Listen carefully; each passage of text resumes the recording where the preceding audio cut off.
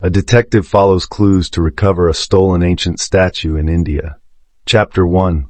The Theft at Dawn. The first rays of the sun brushed the sandstone walls of the Vishwara temple in Varanasi. Pilgrims had already begun gathering along the Ghats, offering prayers and dipping into the sacred Ganges.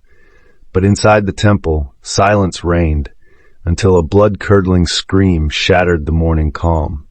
Priest Mahadev stumbled out of the inner sanctum, eyes wide, mouth agape. "The Nataraja! It's gone!" Within hours, the temple grounds swarmed with police officers and news crews. The statue, a priceless bronze depiction of Shiva dancing within a ring of flames, had vanished without a trace. Weighing over 200 kilograms and standing more than 5 feet tall, it wasn't something a thief could simply tuck under an arm.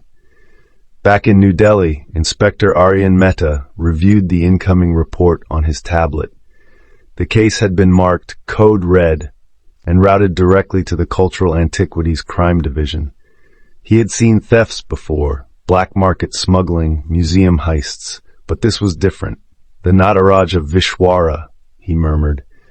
"That's not just a relic, it's a national icon." An hour later, Aryan boarded the express flight to Varanasi. Dressed in a worn leather jacket and with eyes sharp as a hawk, he wasn't your average detective. Known for solving cold cases others had abandoned, Aryan was as relentless as the monsoon rains. Upon arrival, he was met by Sub-Inspector Kavita Sharma, a local officer who had secured the temple grounds. "It's like it vanished into thin air," she said as they walked toward the temple. "No signs of forced entry, no tracks, no witnesses." Aryan studied the scene with methodical calm. The sanctum bore faint traces of sandalwood and incense, but something else lingered, an unnatural chill. He walked to the pedestal where the statue once stood. A faint scratch, barely visible, caught his eye near the base. He turned to Kavita. This wasn't a robbery. It was a mission. Someone knew exactly what they were doing. As dusk fell over the Ganges, Aryan stood on the temple steps, watching the flickering lamps of the evening arti. He didn't believe in coincidences, and this theft had too many unanswered questions. One thing was certain. The thief had stirred more than just national outrage. They had awakened something ancient, something sacred. And Aryan Mehta would not rest until he brought the Nataraja home. Chapter 2. Shadows of the Black Market. The following morning in Varanasi began with a heat wave pressing down like a heavy hand. Inspector Aryan Mehta sat on the temple's veranda, sipping bitter chai and flipping through notes scrawled in his leather-bound journal. Across from him, Sub-Inspector Kavita Sharma reviewed the CCTV footage, what little there was. "No working cameras inside the sanctum," she said. "Only one outside, and it shut off at exactly 2:13 a.m. Aryan frowned. "Cut from the source?" She nodded. "Like someone knew exactly where to disable it. That's military precision." Aryan leaned forward. "That Nataraja statue, how many people knew its true worth?" "Hard to say," Kavita replied. "To the villagers, it's sacred, but in the right circles, worth tens of millions on the black market." Aryan tapped his pen on the page. "Then we don't need to chase a thief. We need to chase a buyer." He made a call to a former informant, an art smuggler named Veer Palakar, now living under house arrest in Jaipur. When Aryan mentioned the Nataraja, there was a long pause on the other end. "I've heard whispers," Veer finally said. "A buyer in Mumbai, extremely private and dangerous." "Name?" Aryan asked. "They call him the broker. Never seen. Deals only through middlemen. And he's obsessed with Hindu antiquities." Aryan closed the call. "We're going to Mumbai." Later that night, Mumbai, Maharashtra, a private club in South Mumbai, quiet, exclusive, and riddled with secrets. Aryan and Kavita entered posing as academics interested in historical restorations. Inside, smoke curled around chandeliers and soft sitar music played in the background. Their contact was a woman named Zara Ali, an antique dealer with a flair for drama and a sharp tongue. "You shouldn't be here," she said, eyes scanning the room. "The broker doesn't like interference." "We're not here for him," Aryan lied. We're here for the statue. You've heard of it. Zara sighed. I've heard of a shadow auction, by invitation only. The broker is offering something divine. Rumor says it's cursed. Aryan exchanged a glance with Kavita. Where? Zara slipped him a napkin with an address. Tomorrow, midnight. But be careful, detective. The broker doesn't deal in second chances. Meanwhile, a warehouse outside Mumbai, inside a dimly lit warehouse, under heavy cloth and layers of straw, the Nataraja lay crated. Its aura, mysterious and commanding, seemed to make even the armed guards uneasy. A man in a tailored black suit stood nearby, watching. He wore no name, only a gold serpent ring coiled around his finger. The statue is almost ready, one of the workers said. The broker gave a cold smile. Good, let the world bid for the divine. Chapter 3. The Midnight Auction. The night air in Mumbai carried a thick, electric tension as Aryan and Kavita arrived at the abandoned textile mill on the outskirts of the city. The address Zara had given them was almost too precise, as if they were expected.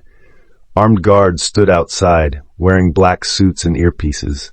Not police, not military, but something in between. Mercenaries. Aryan adjusted his collar. We go in silent. Observe only. Kavita gave a slight nod, tucking her badge deeper into her coat. Inside, the mill had been transformed. Silk drapes hung from rusted rafters, soft classical music floated through the space, and art collectors in designer clothing sipped rare wine as they circled makeshift displays. Aryan's eyes caught ancient idols, manuscripts, bronze figurines, all likely stolen, all priceless. A makeshift stage was lit at the far end, guarded by two silent figures with rifles, and at the center, under a veil of crimson cloth, stood a single crate, larger than the rest. The Nataraja. A tall skeletal man in a Nehru jacket stepped onto the stage. Ladies and gentlemen, he began, voice like oil, we present to you tonight a divine artifact stolen, liberated from a forgotten temple in the heart of India, the dancing lord, Shiva himself. Gasps rippled through the crowd. Aryan whispered to Kavita, That's not the broker. No, she replied. That's his mouthpiece. The bidding began at 5 crore. Within moments, it soared past 10. Aryan scanned the crowd, faces lit by greed, fingers raised without hesitation. He spotted a European dealer, an Arab prince's cousin, even a well-known Bollywood producer. And then in the corner he saw a woman in a black saree, calm, unreadable. Zara. She caught his eye briefly, then looked away, sliding something into a guard's pocket. Aryan's instinct flared. She's not just here to watch, he said. She's involved.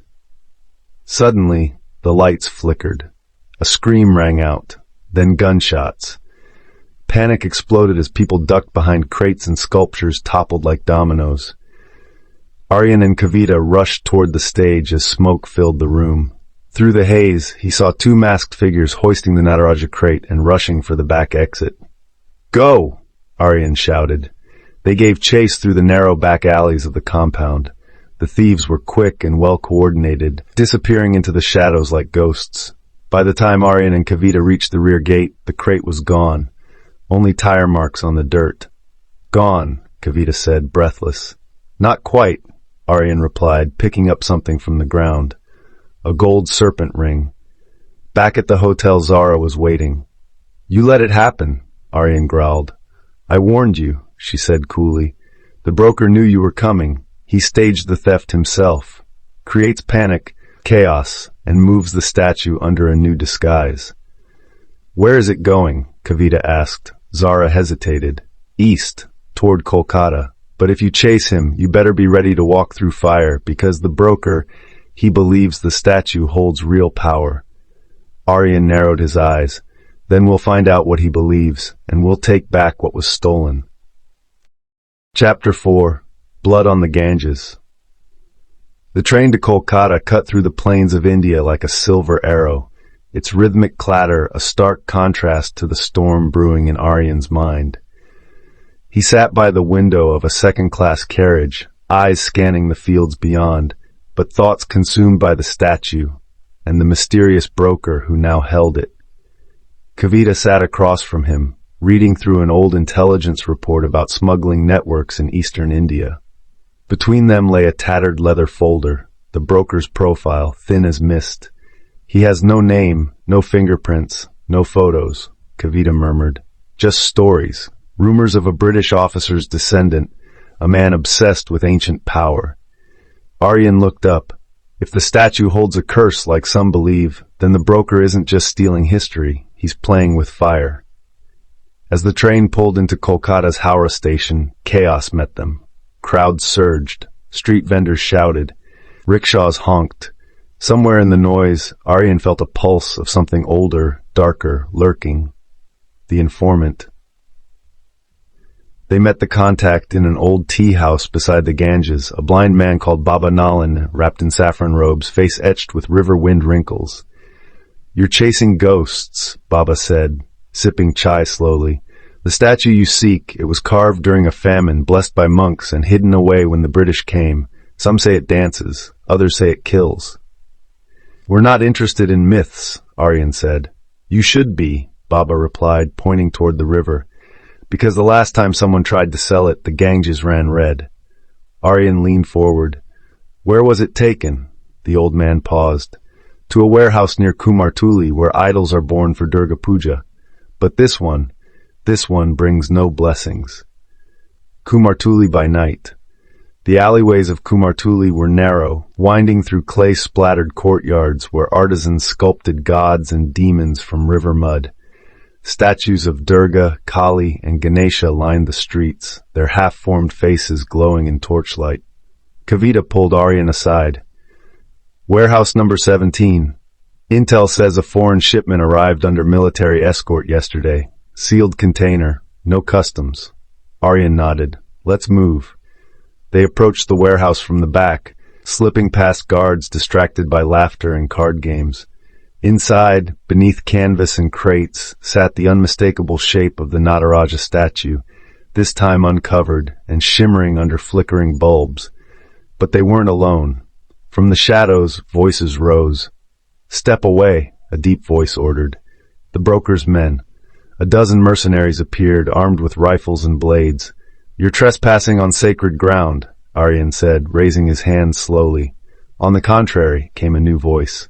From the far end of the warehouse, a figure emerged, tall, pale-skinned, dressed in dark silk. The broker. His face was calm, unnervingly so. "This statue doesn't belong in a temple," he said. "It belongs in history books, in vaults, or burned if necessary." Aryan stepped forward. "You have no idea what it is, do you?"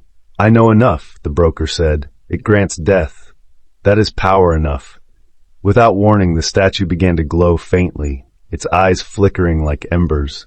Kavita whispered, "It's reacting to him." The broker laughed. "So the stories are true." He raised a vial of blood, his own, and let a drop fall onto the statue's foot. The lights blew out, a violent wind roared through the warehouse, screams, then silence. Blood in the water. Aryan awoke coughing, buried under shattered crates. The warehouse was in ruin. Bodies lay scattered. The statue was gone. Kavita pulled him up, bleeding from the temple. "He took it," she gasped. "In the chaos." Aryan stumbled outside. Police sirens wailed in the distance, but they were too late. The broker had vanished into the streets of Kolkata, along with the cursed statue. But in the warehouse shadows, one thing remained. Carved in blood, on the cracked floor, the dance has begun. Chapter 5. The Temple Beneath Varanasi. The sacred city of Varanasi was awakening as Aryan and Kavita arrived, its ghats alive with chanting priests, bathing pilgrims, and rising smoke from morning pyres. Here, life and death walked hand in hand, just as the statue's curse now did with them. They had followed the trail from Kolkata through a string of coded messages intercepted from one of the broker's tech handlers. A single word stood out, Nrita, Sanskrit for the dance. Aryan stared at it for a long time as their taxi crossed the Ramnagar bridge, heading toward the southern edge of the city. "Varanasi isn't just sacred," Kavita murmured. "It's old, very old. If the statue is connected to Shiva's dance of destruction, this might be where it began." The forgotten map.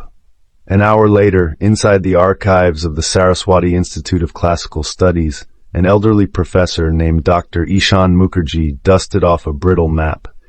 Its edges were torn, its ink faded, but a faint symbol was still visible, an 8-armed figure surrounded by concentric circles. "It's a lost Shaivite temple," he explained, "collapsed centuries ago beneath the city during a flood. Legend says the idol placed there was too powerful to be kept above ground." Aryan's eyes narrowed. "Was it ever recovered?" Dr. Mukherjee shook his head. "No, sealed by monks and forgotten by the world." Kavita placed the broker's blood-inscribed message on the table. "The dance has begun." The professor's voice dropped. "Then he means to finish it.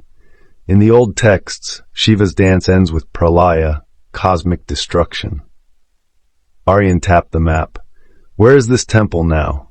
The professor pointed to the southern edges of the city, beneath the ruins of Manikarnika Ghat's old shrine, swallowed by time. If the statue is down there, the broker is planning something dangerous.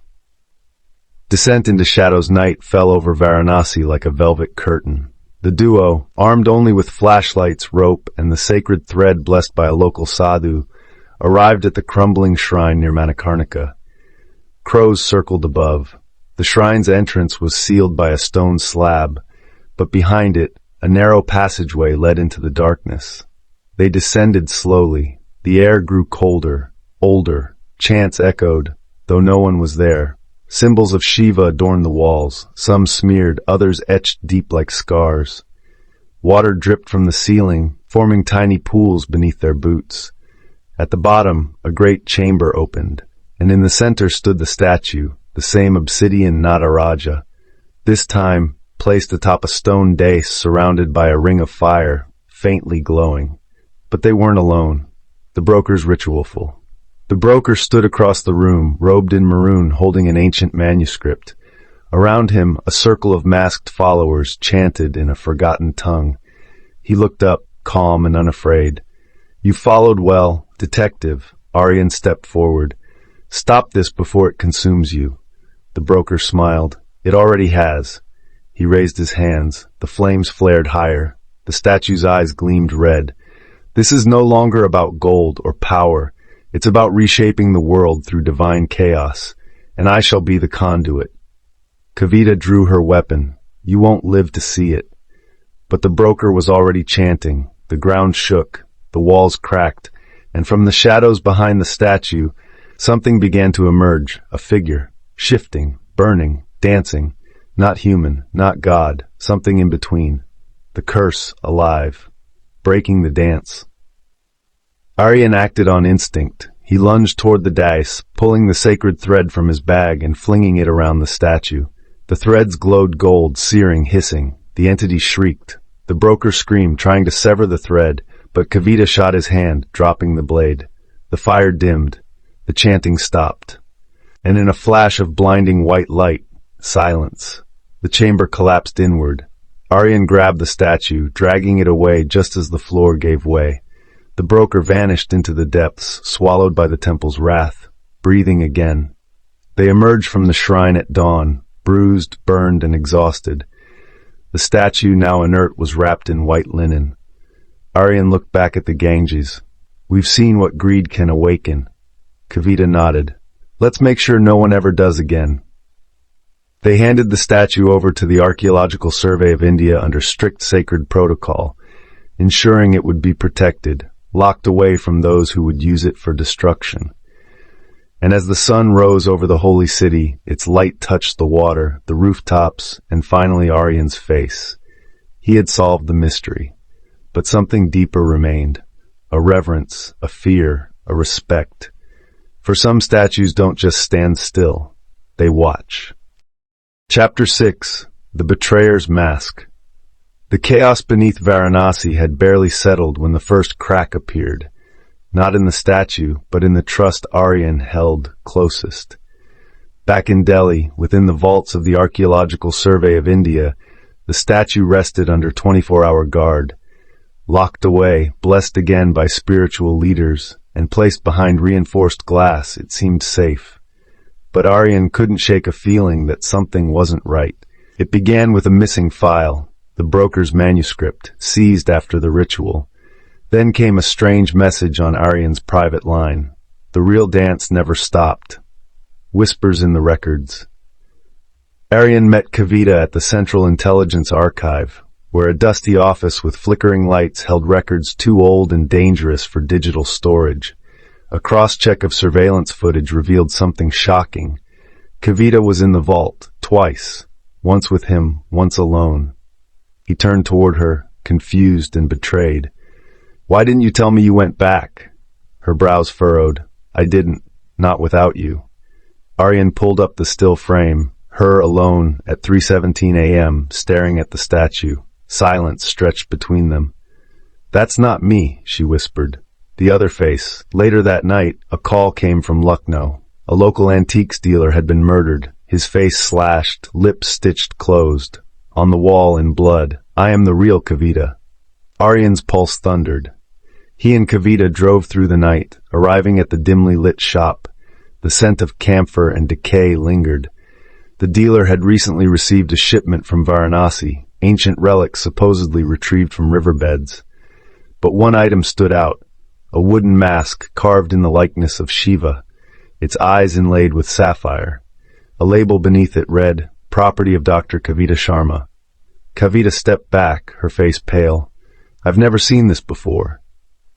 Aryan picked it up. The mask was warm, alive. The double agent.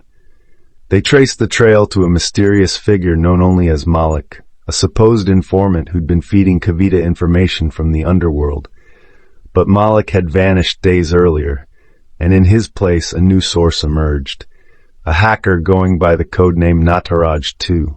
Aryan and Kavita lured the hacker into a meetup at a tea stall near Marali. The person who arrived wasn't what they expected. A teenager no older than 17, wearing cracked glasses and smelling of cardamom and solder. "I didn't fake the footage," the boy said. "I just decrypted it. You weren't being followed." Kavita's voice was tight. "Then who was impersonating me?" The boy hesitated, then passed them a flash drive. "Check the broker's files."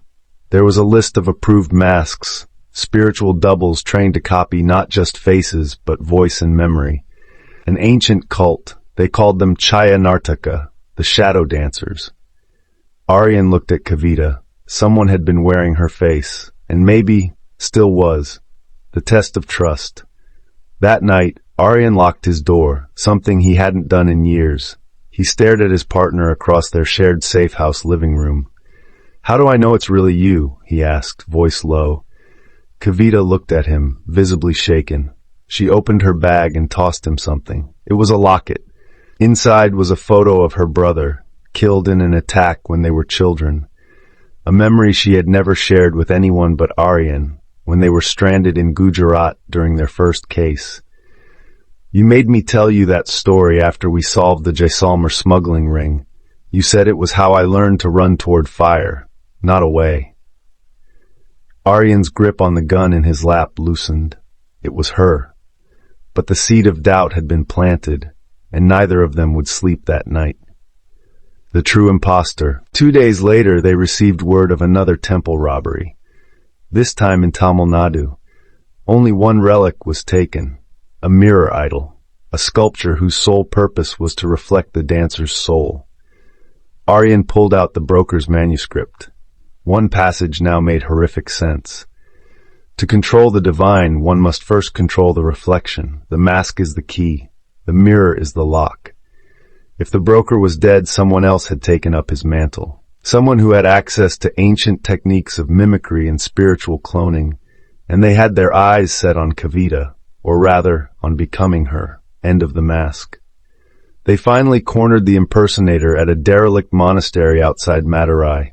Cloaked in firelight and shadow, the figure turned, and Aryan saw her, Kavita. But she was too smooth, too graceful. Her eyes held nothing. The real Kavita, standing beside him, whispered, "That's the mask." A fight broke out. Blades and fists and psalms in ancient tongue. In the end, Aryan pulled the wooden Shiva mask from the impostor's face, and it crumbled like ash. The shadow dancer collapsed, no soul of her own. just a memory she had stolen. Kavita stared at the ashes. They're not just using statues, they're becoming them. Aryan nodded grimly. And the real enemy isn't the one in front of us, it's the idea behind them. Chapter 7. The City of Mirrors. The train to Jaipur thundered through the night, a silver serpent cutting across the desert plains of Rajasthan. Aryan sat by the window, watching as stars faded into the sands, wondering just how deep the deception ran. The false Kavita, the shadow dancer, had been part of something older, darker, and more organized than they had imagined. The broker may have died, but his ideology had survived. Someone was continuing his plan. Not just stealing relics, but recreating identities, twisting the sacred into tools of manipulation. At the center of it all was a whispered place, Shishpur, the city of mirrors. Shishpur, forgotten, but not lost. The legends describe Shishpur as a city built entirely of glass and reflection, where sages once meditated in mirrored chambers to face their innermost selves. Some said it had vanished centuries ago after a ritual went wrong. Others claimed it still stood, buried beneath dunes and dunes of sand. Aryan and Kavita found its trace not in a history book, but etched into the frame of the mirror idol stolen from Tamil Nadu. The base bore a single inscription, Sahyamiva Jayai, through reflection, truth triumphs. The coordinates etched alongside it pointed to the edge of the Thar Desert, near a collapsed temple complex no longer on any modern map. The desert's secret. Under the blazing sun, they crossed the dunes on camelback, guided by an old Rajput named Mehran. He was missing one eye and never removed his turban. Mirrors tell lies now, he muttered as they rode, but back then they revealed everything. After a day's ride, they found it, half buried in sand, a marble arch cracked and scorched leading to underground stairs. The heat outside turned to cool silence inside. They descended, torches lighting the walls. Everywhere, reflections. Not in full mirrors, but in thousands of shards, embedded in stone like scales of some slumbering beast. The path forked, each corridor offering different reflections of themselves. In one, Aryan looked older. In another, he bled from invisible wounds. In a third, he was not there at all. This place doesn't just reflect what you are, Kavita murmured. It reflects what you fear. The Master of Masks. At the heart of Shishpur was a circular chamber. Its domed ceiling was mirrored to perfection, with a mosaic of eyes watching from every direction. In the center sat a man, not the broker, but his student. "Call me Rohit Nag," he said, standing. His robes shimmered like mercury. On his face, no face, just a blank silver mask that rippled with his voice. "I was never after gold or even the statue," he said calmly. "I wanted what it guarded, the original technique, the art of divine duplication, the secret to becoming anyone." He stepped forward. "Detective, what would the world be like if no one knew who was real?" The mirror duel, Rohit clapped once, and the walls came alive. Dozens of figures stepped from shadows, all wearing Kavita's face. Aryan raised his pistol. "This again?" "No," said Kavita, stepping forward, calm and fierce. "This time I'm ready." She drew a blade from her belt, blessed earlier by a sadhu in Varanasi, and whispered a mantra. Each reflection she struck shattered, revealing nothing inside. Aryan held off the guards, but it was Kavita who moved through the room like fire. When only one remained, she didn't strike. "Who are you beneath the mask?" she demanded. The woman hesitated, then dropped the disguise. She was young, no older than 20, terrified, indoctrinated. "They said we'd be remembered as gods," she whispered. Aryan lowered his weapon. "You'll be remembered as victims," he said softly. Shattered illusions. Rohit tried to flee through a mirrored corridor, but Aryan followed, using a shard of his own reflection to disrupt the illusion. They met in the final chamber, a hall of still water and perfect silence. "Truth can't be copied," Aryan said, stepping into the water. "No," Rohit spat, "but it can be rewritten." He attacked. The fight was brutal, not just physical, but psychological.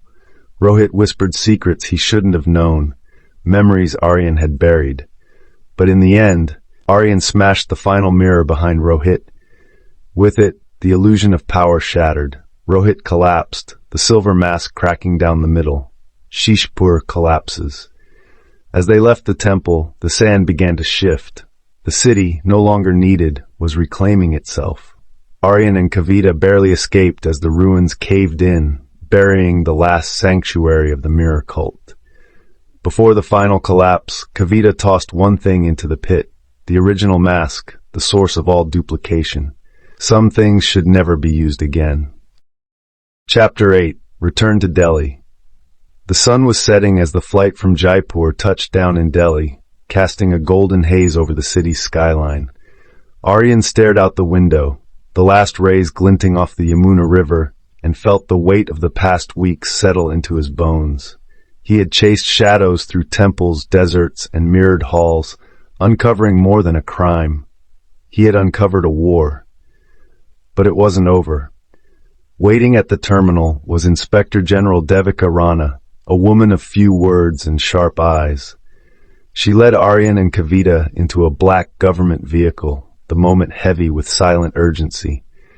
"You need to see something," she said. "It's not over, not by a long shot." The decryption room. Inside a classified ministry complex beneath Connaught Place, Aryan was led into a concrete chamber lined with humming servers and flickering screens. A man in wire-rimmed glasses approached. "We've decrypted the last transmission from Rohit Nag's comms device," he said. It wasn't just a map of black market buyers. It was a list of collaborators, high-level officials, museum curators, private collectors, and, well, someone inside the ministry itself. Aryan's heart sank. They were all part of what Rohit called the Continuum, a network that's been selling India's past to the highest bidder, piece by piece. "And the statue?" Aryan asked. Devika handed him a folder. Inside, a photo. It was grainy, taken from CCTV, but unmistakable. A wooden crate being offloaded from a private plane in Zurich, and on it, the Sanskrit word for Ganesha. The stolen statue wasn't in India anymore. A familiar betrayal. Later that night, Aryan stood on his balcony, Kavita beside him, both sipping bitter chai. The lights of Delhi flickered below them. "There's more," Kavita finally said. "One of the people funding the Continuum is someone I once trusted, Professor Alok Banerjee." Aryan stiffened. Banerjee was a renowned historian. Publicly, he dedicated his life to preserving India's heritage. Privately, it now appeared he had been curating the theft of it. "He mentored me at the university," Kavita said, "but I noticed he always had access to everything, even restricted relics. And now I think he's behind the statue's disappearance." Aryan stared into the distance. "We'll bring him down," he said. "We have to." A secret meeting.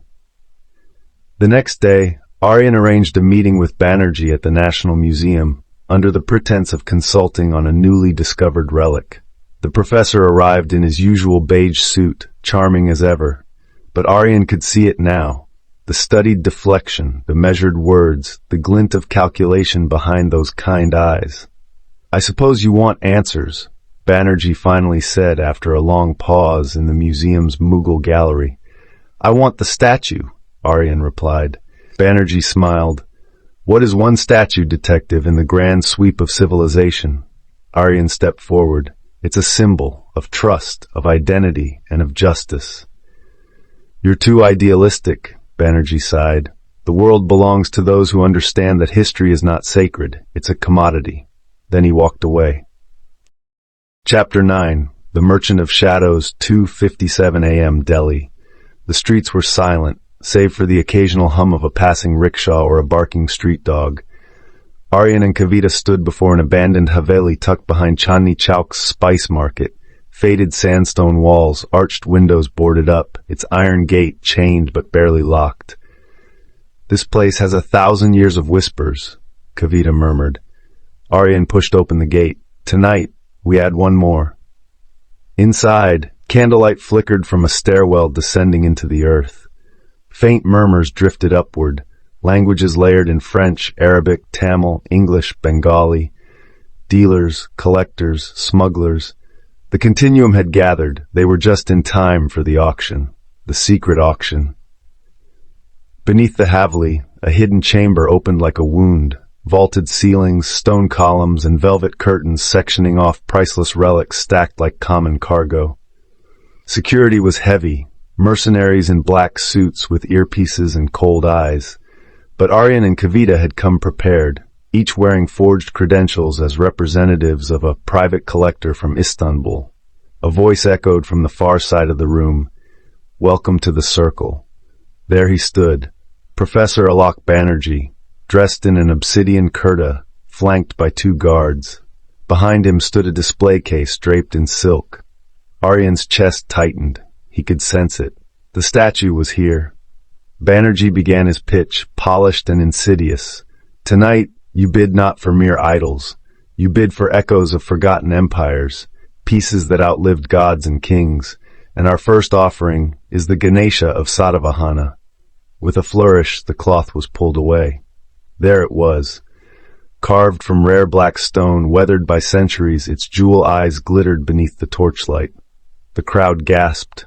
Kavita stepped closer and whispered, "That statue was meant for a shrine. Now it's just merchandise." Aryan nodded. Not for long.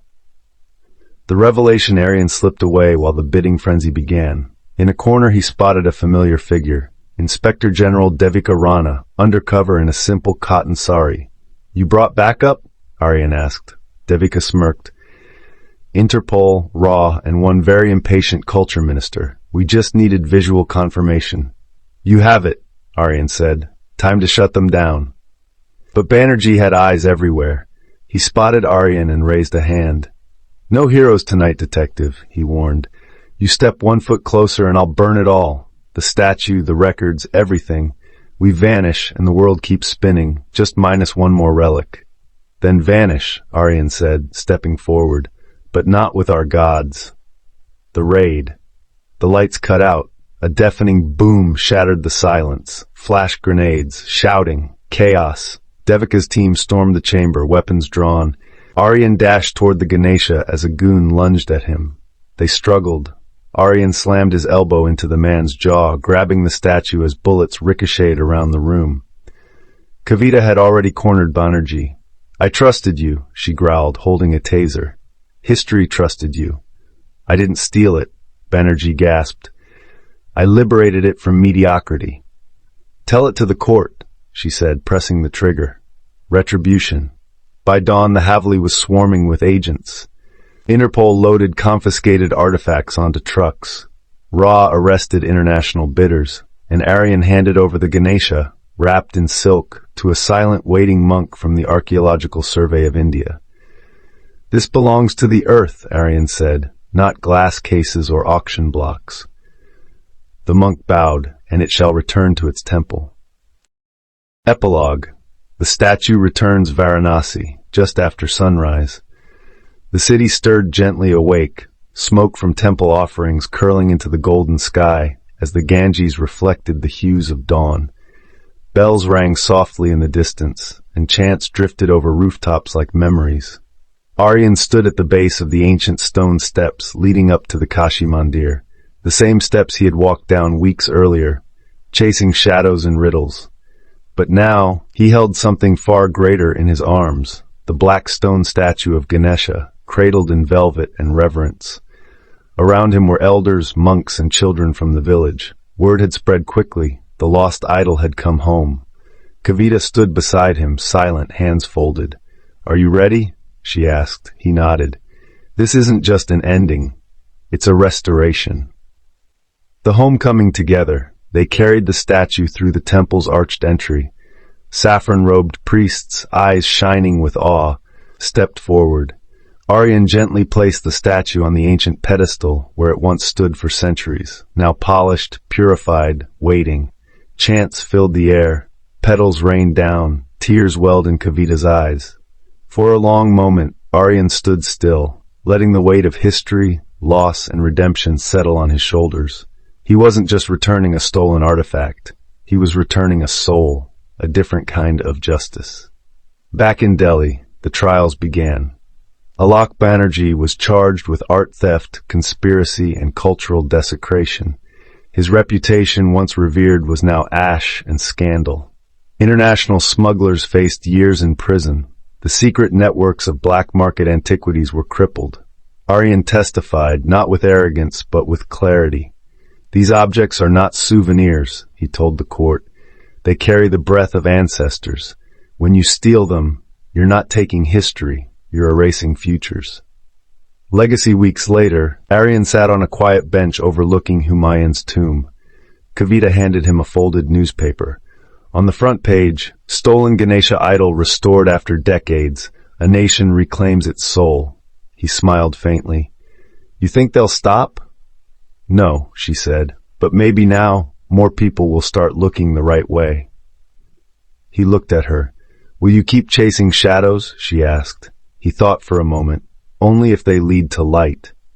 They sat in silence as the wind moved through the trees. Final note. Somewhere in a dusty archive, a folder labeled "The Varanasi Ganesha Case" was marked closed. But Aryan knew better. In India, history never sleeps. It whispers in ruins, flows in rivers, and returns with the rising sun. And sometimes all it takes is one detective to listen.